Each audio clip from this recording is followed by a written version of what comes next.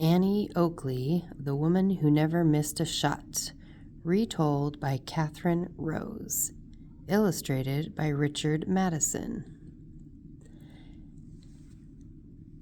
Annie Oakley was born as Phoebe Ann Moses on August 13, 1860, on a small farm near Greenville, Ohio.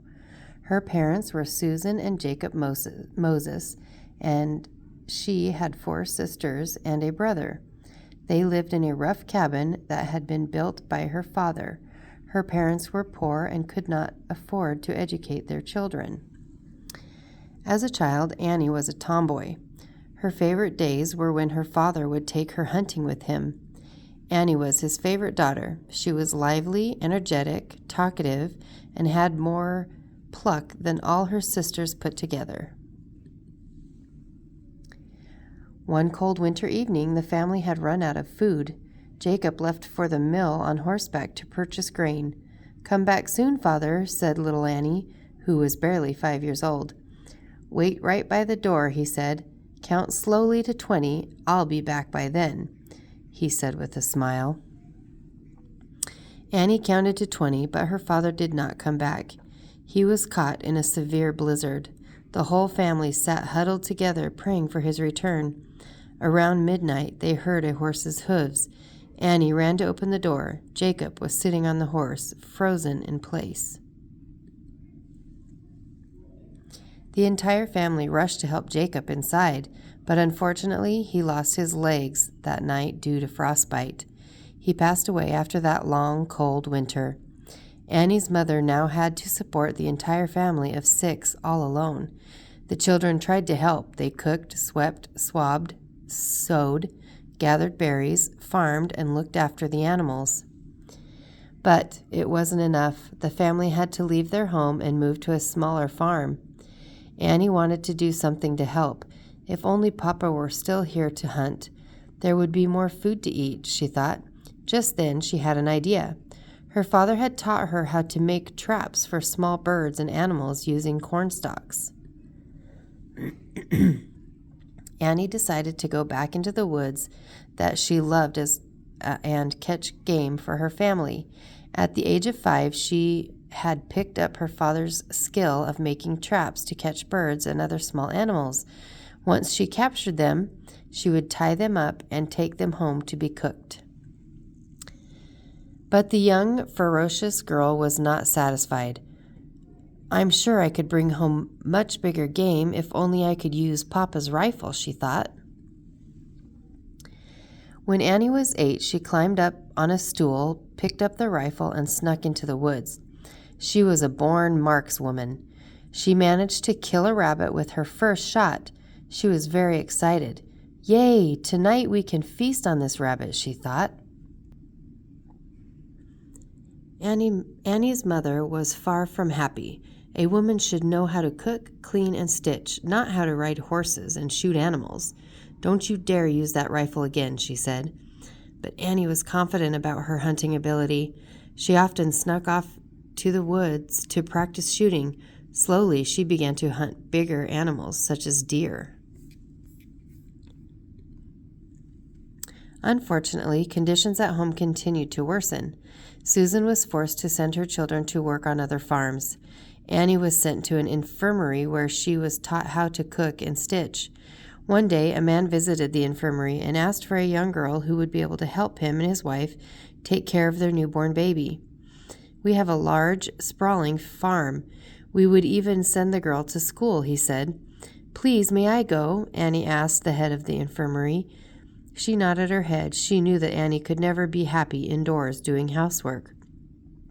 Annie went, excited to start her new life, but the couple went back on their word. They made Annie work around the clock.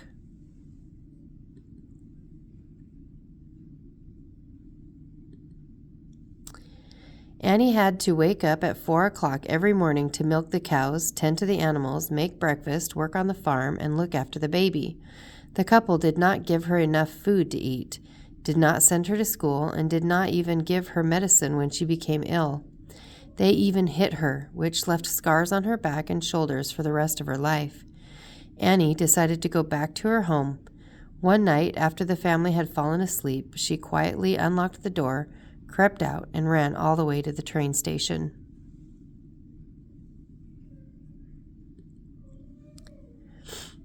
A kind gentleman took pity on Annie's small, scared face and frail body and paid for her ticket.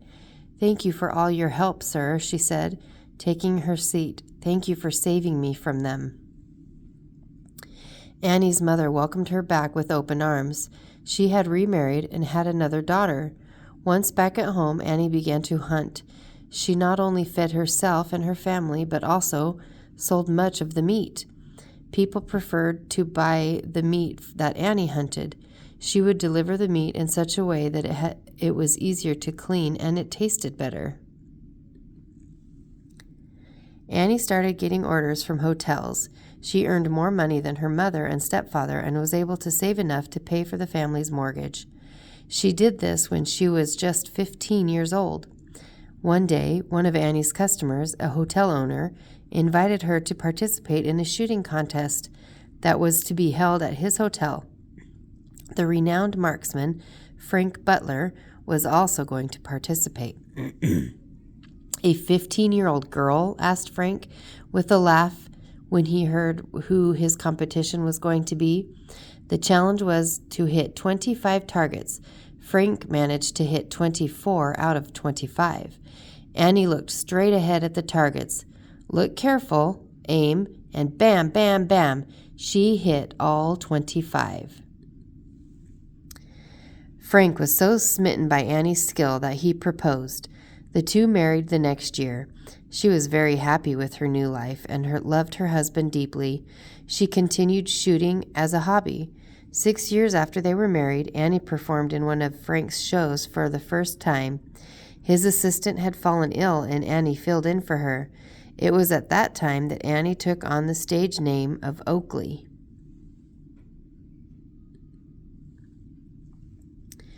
They toured the country for a few years, performing at many shows and exhibitions along with their dog.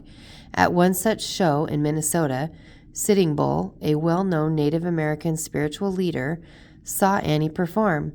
He was reminded of his own daughter. The two soon became good friends. He even adopted her and named her Little Sure Shot.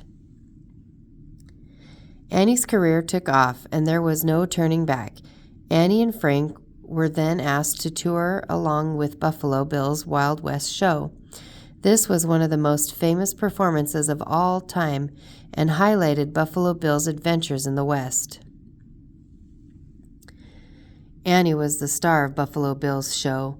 Soon, Frank stopped performing and became her manager and agent. For the next 8 years, Annie toured the world and had many adventures.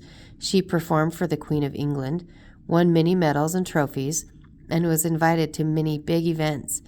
Everywhere she went, the newspapers wrote about her and her prowess. So great was Annie's skill that she could shoot holes in the center of playing cards that were tossed in the air. Another one of her famous tricks was to shoot through the center of a coin that had been tossed in the air before it touched the ground. Annie never forgot her roots. She remembered how it felt to sleep on a hungry stomach and how she yearned to study. She gave much of her money to the poor and performed many other acts of charity. "If I spend $1 foolishly, I see the tear-stained faces of little children who are beaten as I was," she said whenever anyone asked her why she gave so much away.